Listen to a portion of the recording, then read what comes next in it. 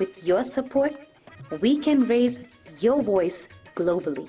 उन्होंने पगड़ी इशू ਨੂੰ ਬਿਲਕੁਲ मतलब कि फ्रांस ਦੇ ਰਾਸ਼ਟਰਪਤੀ ਦੇ ਸਾਹਮਣੇ ਲੈ ਕੇ ਆਇਆ ਹੀ ਨਹੀਂ ਹੈ.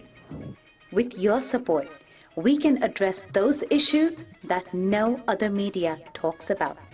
ਜੋ ਹਾਲ ਅਕਾਲੀਆਂ ਨੇ ਬਾਦਲ ਕਿਆ ਨੇ ਇਹਨਾਂ ਨੇ ਸਿੱਖੀ ਦਾ ਤੇ ਬੇੜਾ ਗਰਕ ਕੀਤਾ ਹੈ. With your support, we can bring you breaking news from around the world.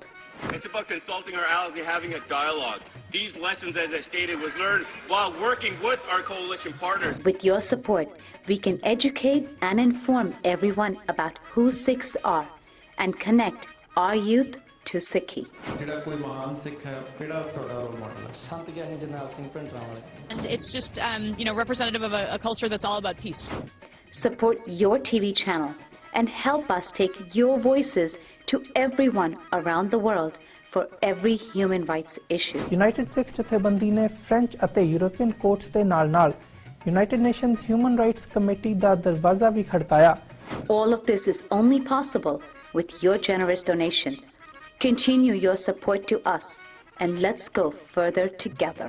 To donate today, please log on to our website www.tv84.tv and donate via PayPal on our website, or you can mail us your donations to TV84 36-01 37th Avenue, Long Island City, New York 11101.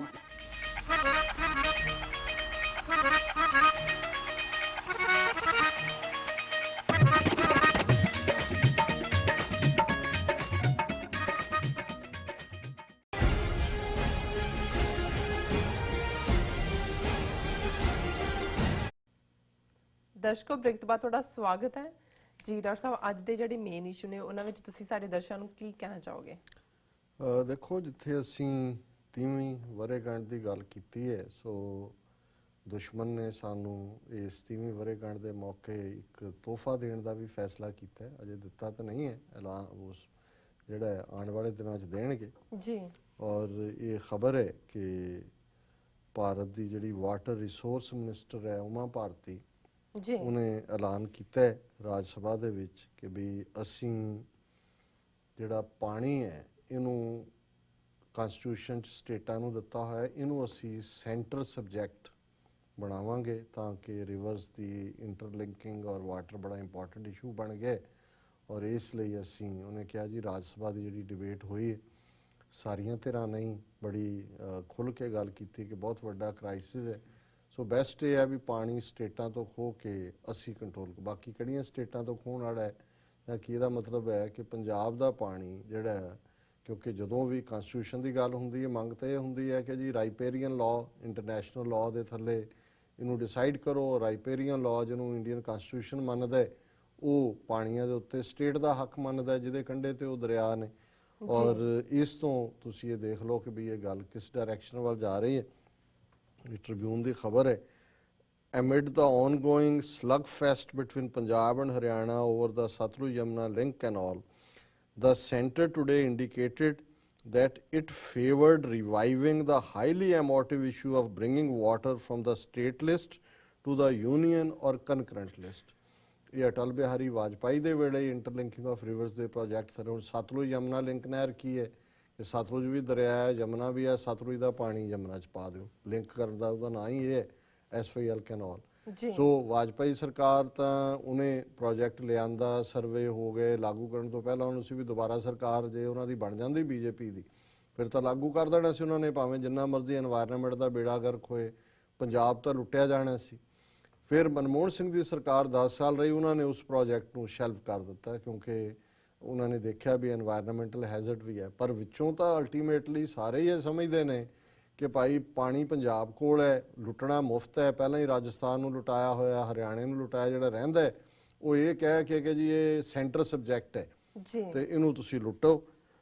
enthused by suggestions on the issue by several opposition leaders in the Rajya Sabha। ਹੁਣ ਇਹ ਇਸ ਲਈ ਹੈ ਕਿ ਰਾਜ ਸਭਾ 'ਚ ਅਜੇ ਵੀ ਕਾਂਗਰਸ ਦੀ majority ਹੈ। ਔਰ ਜੇ ਕੋਈ ਵੀ ਲੋਕ ਸਭਾ ਆਪਣੇ ਤੌਰ ਤੇ ਇਦਾਂ ਦਾ ਫੈਸਲਾ ਲਏ ਕਨਸਟੀਟਿਊਸ਼ਨ 'ਚ ਅਮੈਂਡਮੈਂਟ ਕਰਨ ਦਾ, ਉਹ ਚੱਲਣਾ ਨਹੀਂ ਹੈ। ਜੀ ਪਰ ਜੇ ਹੁਣ ਆਪੋਜੀਸ਼ਨ ਦੇ ਲੀਡਰ ਵੀ, ਕਾਂਗਰਸ ਜਾਂ ਦੂਜੀਆਂ ਪਾਰਟੀਆਂ ਦੇ ਵੀ ਇਸ ਗੱਲ ਦੀ ਹਮਾਇਤ ਕਰਦੇ ਨੇ ਕਿ ਪਾਣੀ ਖੋਹ ਲਓ ਪੰਜਾਬ ਦਾ ਖਾਸ ਤੌਰ ਤੇ ਫਿਰ ਸੰਵਿਧਾਨ 'ਚ ਤਾਂ ਕੋਈ ਅਮੈਂਡ ਕਰਨਾ ਕੋਈ ਪ੍ਰੋਬਲਮ ਨਹੀਂ ਹੈ। ਜਿਵੇਂ ਟਾਡਾ ਕਾਨੂੰਨ ਸੀ, ਜਦੋਂ ਟੈਰਰਿਸਟ ਐਂਡ ਡਿਸਰਪਟਿਵ ਐਕਟੀਵਿਟੀਜ਼ ਐਕਟ ਦਾ ਖਰੜਾ 80s ਦੇ ਵਿੱਚ ਆਇਆ ਤੇ ਪਹਿਲਾਂ ਆਪੋਜੀਸ਼ਨ ਖਲੋ ਕੇ ਇੱਕ ਨੇ ਵਿਰੋਧ ਕੀਤਾ, ਦੂਜੇ ਨੇ ਕੀਤਾ, ਫਿਰ ਜਦੋਂ ਟ੍ਰੈਜਰੀ ਬੈਂਚਸ ਨੇ ਕਿਹਾ it is only for Punjab, ਇਹ ਸਿਰਫ ਪੰਜਾਬ ਤੇ ਲਾਗੂ ਹੋਏਗਾ ਟਾਡਾ, ਜੀ ਸਾਰੇ ਚੁੱਪ ਕਰਕੇ ਬਹਿ ਗਏ ਵੀ ਠੀਕ ਹੈ, ਸਿੱਖਾਂ ਨੂੰ ਤਾਂ ਕੁੱਟੋ। ਸੋ ਉੱਥੇ ਕੋਈ ਫਿਰ ਆਪੋਜੀਸ਼ਨ ਨਹੀਂ ਰਹਿੰਦੀ। ਹੁਣ ਪਾਣੀਆਂ ਦੇ ਮੁੱਦੇ ਤੇ ਇਹਨਾਂ ਦਾ ਇਹ ਕਹਿਣਾ, enthused by suggestions on the issue by several opposition leaders in the Rajya Sabha during a debate on drought and heat wave and the resulting water crisis, Water Resources Minister Uma Bharti said their views had given her strength that perhaps time was ripe to discuss the issue. ਉਹਨੇ ਕਿਹਾ ਜੀ ਜਿਵੇਂ opposition ਲੀਡਰਾਂ ਨੇ ਕਿਹਾ ਹੁਣ ਤਾਂ ਲੱਗਦਾ ਹੈ ਵੀ ਸਮਾਂ ਆ ਗਿਆ ਕਿ ਸਾਨੂੰ ਇਹ ਜਿਹੜਾ ਪਾਣੀ ਦਾ ਰਾਸ਼ਟਰੀਕਰਨ ਕਰ ਦੇਣਾ ਚਾਹੀਦਾ। ਜੀ Many states, particularly Punjab, are opposed to the idea. Whenever the issue was raised in the past, Punjab was the first to trash the proposal.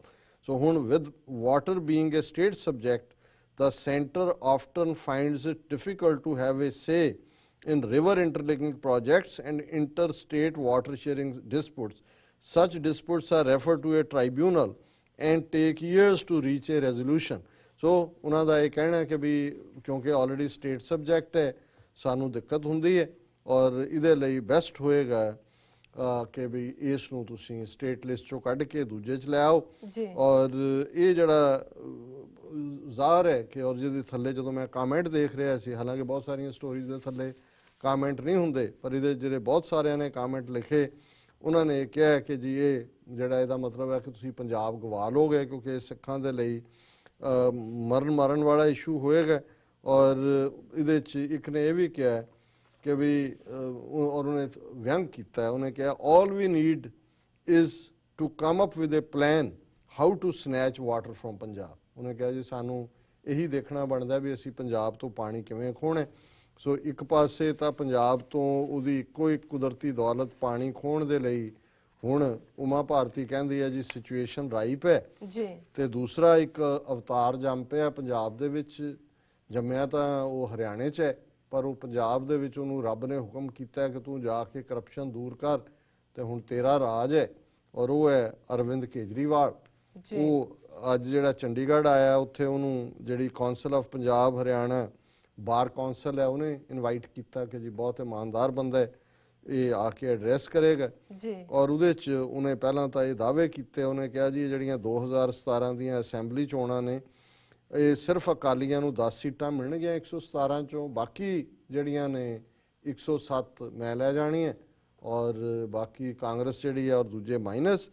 ਔਰ ਜਿਹੜੀ ਗੱਲ ਲਈ ਮੈਂ ਇਹ ਖਬਰ ਨੂੰ ਚੁਣਿਆ, ਬਾਕੀ ਤਾਂ ਇਹ ਦਾਅਵੇ ਕਰਦੇ ਹੀ ਨੇ ਜਾਂ ਗਪੌੜ ਛੱਡਦੇ ਨੇ, ਜੀ ਉਹਦੇ 'ਚ ਉਹਨੇ ਕਿਹਾ ਆਪਣੇ ਐਡਰੈਸ ਦੇ ਵਿੱਚ। ਔਰ ਇਹ ਬੜਾ ਜ਼ਰੂਰੀ ਹੈ ਜਦੋਂ ਤੁਸੀਂ ਦੇਖਦੇ ਹੋ ਕੀ ਚੱਲ ਰਿਹਾ ਹੁੰਦਾ ਹੈ, ਜਿਹੜਾ ਗਦਾਫੀ ਸੀ ਲੀਬੀਆ ਦਾ ਉਹਦਾ ਮਾਈਂਡ ਸੈਟ ਕੀ ਸੀ, ਇੰਦਰਾ ਗਾਂਧੀ ਦਾ ਕੀ ਸੀ, ਜਿਹੜੇ ਸੈਲਫ ਬਿਲੀਵਰ ਹੁੰਦੇ ਨੇ ਜਿਨ੍ਹਾਂ ਨੂੰ ਸੱਚਮੁੱਚ ਲੱਗਦਾ ਹੈ ਕਿ ਜੀ ਸਾਨੂੰ ਇਹ ਜਿਹੜਾ ਰੱਬ ਨੇ ਬਣਾਇਆ ਔਰ ਇਹ ਸਾਨੂੰ ਇਹ ਅਸੀਂ ਡਿਵਾਈਨ ਹੈ, ਸਾਡੀ ਪਾਵਰ ਜਿਹੜੀ ਹੈ। ਔਰ ਉਦੋਂ ਸਪਸ਼ਟ ਹੋ ਜਾਂਦਾ ਹੈ ਕਿ ਭਾਈ ਇਹ ਕਿੱਧਰ ਨੂੰ ਜਾ ਰਹੇ ਨੇ। ਸੋ ਅਰਲੀਅਰ ਇਨ ਹਿਜ਼ ਐਡਰੈਸ ਜਦੋਂ ਉਹਨੇ ਬਾਰ ਕੌਂਸਲ ਨੂੰ ਵਕੀਲ ਨੇ ਸਾਰੇ ਪੜ੍ਹੇ ਲਿਖੇ ਉਹਨਾਂ ਨੇ ਸੱਦਿਆ, ਉਹਨੂੰ ਉਹਦੇ 'ਚ ਕਹਿ ਰਿਹਾ Kejriwal equated the emergence of Aam Aadmi Party as a signal of divine intervention and a miracle to finish corruption from the region. ਉਹਨੇ ਕਿਹਾ ਜੀ ਇਹ ਜਿਹੜੀ ਆਮ ਆਦਮੀ ਪਾਰਟੀ ਹੈ ਇਹ ਰੱਬ ਨੇ ਦਖਲਅੰਦਾਜ਼ੀ ਕੀਤੀ ਹੈ, ਇਹ ਰੱਬ ਨੇ ਮੈਨੂੰ ਭੇਜਿਆ। ਮਤਲਬ ਇਹ ਹੈ ਕਿ ਮੈਂ ਰੱਬ ਦਾ ਮੈਸੇਂਜਰ ਹੈ, ਮੈਸੇਂਜਰ ਆਫ ਗੋਡ ਹੈ। ਜਿਵੇਂ ਉਹ ਇੱਕ ਸੌਦਾ ਸਾਧ ਵਾਲਾ ਹੈ ਉਹ ਵੀ ਮੈਸੇਂਜਰ ਆਫ ਗੋਡ ਬਣਿਆ, ਹੁਣ ਇਹ ਕੇਜਰੀਵਾਲ ਵੀ ਮੈਸੇਂਜਰ ਆਫ ਗੋਡ ਬਣ ਗਿਆ। ਇਹ ਕਹਿੰਦਾ ਜੀ ਮੈਨੂੰ ਇਹ ਜਿਹੜਾ ਰੱਬ ਨੇ ਭੇਜਿਆ ਔਰ ਇਹ ਇਕੱਲਾ ਇੱਥੇ ਨਹੀਂ ਰੁਕਿਆ ਹੋ ਕਿ ਵੀ ਇਹ ਡਿਵਾਈਨ ਇੰਟਰਵੈਂਸ਼ਨ ਹੈ ਕਿ ਰੱਬ ਨੇ ਕੀਤਾ, ਮਿਰੈਕਲ, ਇਹ ਕਰਾਮਾਤ, ਰੱਬ ਨੇ ਕਰਾਮਾਤ ਕਰਕੇ ਭੇਜੀ ਹੈ ਕਿ ਅਸੀਂ ਇਸ ਖਿੱਤੇ 'ਚੋਂ ਭ੍ਰਿਸ਼ਟਾਚਾਰ ਜਿਹੜਾ ਹੈ ਉਹ ਖਤਮ ਕਰਨਾ।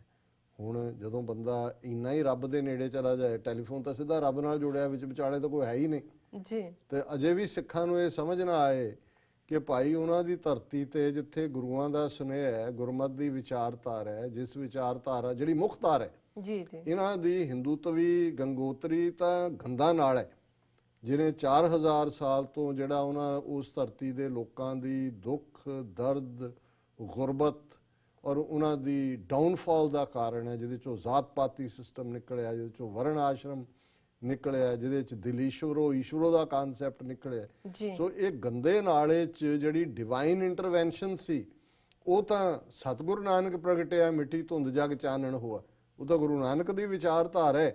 ਔਰ ਅੱਜ ਜੇ ਸਿੱਖ ਇਹ ਭੁੱਲ ਜਾਣ ਜਾਂ ਭੁੱਲ ਗਏ ਨੇ ਤੇ ਉਹਨਾਂ ਨੂੰ ਇਹ ਕੇਜਰੀਵਾਲ ਡਿਵਾਈਨ ਇੰਟਰਵੈਂਸ਼ਨ ਤੇ ਮਿਰਾਕਲ ਲੱਗਦਾ ਹੈ, ਤੇ ਸਿਰਾਂ ਤੇ ਉਹਨਾਂ ਨੇ ਕਿੱਥੇ ਉਹ ਦਸਤਾਰਾਂ ਜਿਨ੍ਹਾਂ ਤੇ ਕਲਗੀਆਂ ਸੋਭਦੀਆਂ ਨੇ, ਜੀ ਜਿਨ੍ਹਾਂ ਦੇ ਹੱਥ ਗਾਤਰੇ ਕਿਰਪਾਨ ਹੈ, ਉਹਨਾਂ ਦੇ ਹੱਥ 'ਚ ਝਾੜੂ ਹੋਏ, ਔਰ ਉਹ ਜਿਹੜੇ ਨੇ ਕੇਜਰੀਵਾਲ ਨੂੰ ਉਹ ਮਿਰਾਕਲ ਮੰਨਣ ਕਿ ਵੀ ਇਹ ਰੱਬ ਨੇ ਅਵਤਾਰ ਭੇਜਿਆ।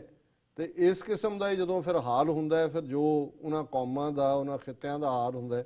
ਪਰ ਮੈਂ ਦੇਖ ਕੇ ਕਿਹਾ, ਮੈਂ ਕਿਹਾ ਜੀ 30ਵੀਂ ਵਰ੍ਹੇਗੰਢ ਤੇ 2 ਤੋਹਫੇ ਆ ਗਏ, ਇੱਕ ਤਾਂ ਪਾਣੀ ਸੈਂਟਰ ਨੇ ਖੋਹ ਲੈਣਾ ਜੀ ਉਹਨਾਂ ਨੇ ਵੀ ਐਨ ਮੌਕੇ ਦੇ ਉੱਤੇ ਕਿਹਾ, ਤੇ ਇਧਰ ਇਹ ਰੱਬ ਦਾ ਅਵਤਾਰ ਜੰਮ ਪਿਆ ਹੱਥ ਝਾੜੂ ਲੈ ਕੇ, ਤੇ ਇਹ ਹੁਣ ਕਰਪਸ਼ਨ ਦੀ ਗੰਦਗੀ ਹੁੰਜੇਗਾ। ਤੇ ਜੇ ਹੁਣ ਅਜੇ ਵੀ ਸਾਨੂੰ ਲੱਗਦਾ ਇਹ ਡਿਵਾਈਨ ਇਹ ਇਸ ਕਿਸਮ ਦੇ ਲੋਕਾਂ ਦੇ ਦਿਮਾਗ ਖਰਾਬ ਹੋਣ, ਇਹ ਸੱਚਮੁੱਚ ਹੀ ਸਮਝਣ ਲੱਗ ਜਾਂਦੇ ਨੇ। ਇੱਕ ਤਾਂ ਹੁੰਦਾ ਪਹਿਲਾਂ ਤਾਂ ਕੁਝ ਲੋਕ ਆਪਣੇ ਚੇਲੇ ਬਾਲ ਕੇ ਬਣਾਉਣ ਲਈ ਕਰਦੇ ਨੇ, ਜਦੋਂ ਸਿਆਸੀ ਲੋਕ ਇਹ ਸਮਝਣ, ਜੇ ਉਹਨੇ ਵਾਜਪਾਈ ਨੇ ਇੰਦਰਾ ਗਾਂਧੀ ਨੂੰ ਕਿਹਾ ਦੁਰਗਾ ਦਾ ਅਵਤਾਰ, ਉਹ ਸੱਚਮੁੱਚ ਹੀ ਦੁਰਗਾ ਬਣ ਗਈ ਜੀ, ਉਹਨੇ ਸਮਝਿਆ ਮੈਂ ਵਾਕਈ ਹੀ ਦੁਰਗਾ, ਮੈਂ ਔਰ ਦੁਰਗਾ ਰਾਖਸ਼ਾਂ ਦਾ ਖੂਨ ਪੀਣ ਵਾਲੀ, ਉਹਨੇ ਕਿਹਾ ਮੈਂ ਸਿੱਖਾਂ ਦਾ ਖੂਨ ਪੀ ਜਾਵਾਂਗੀ। ਔਰ ਉਸ ਦੇ ਉੱਤੇ ਫਿਰ ਕੀ ਹੋਇਆ ਹਾਲ ਕਿ ਬਈ ਉਹ ਜਿਵੇਂ ਫਿਰ ਢਾਡੀ ਸਿੰਘ ਕਹਿੰਦਾ ਹੁੰਦਾ ਕਿ ਫਿਲਟਰ ਵਾਂਗੂ ਕਰਤੀ। ਜੀ ਡਾਕਟਰ ਸਾਹਿਬ ਤੁਹਾਡਾ ਬਹੁਤ ਬਹੁਤ ਸ਼ੁਕਰੀਆ। ਇਸ ਨਾਲ ਨੇ ਬ੍ਰੇਕ ਵਿਊਅਰਸ ਸਾਡੇ ਨਾਲ ਇਸ ਤਰ੍ਹਾਂ ਬਣੇ ਰਹੋ, ਮਿਲਦੇ ਹਾਂ ਛੋਟੇ ਵਕਫੇ ਤੋਂ ਬਾਅਦ।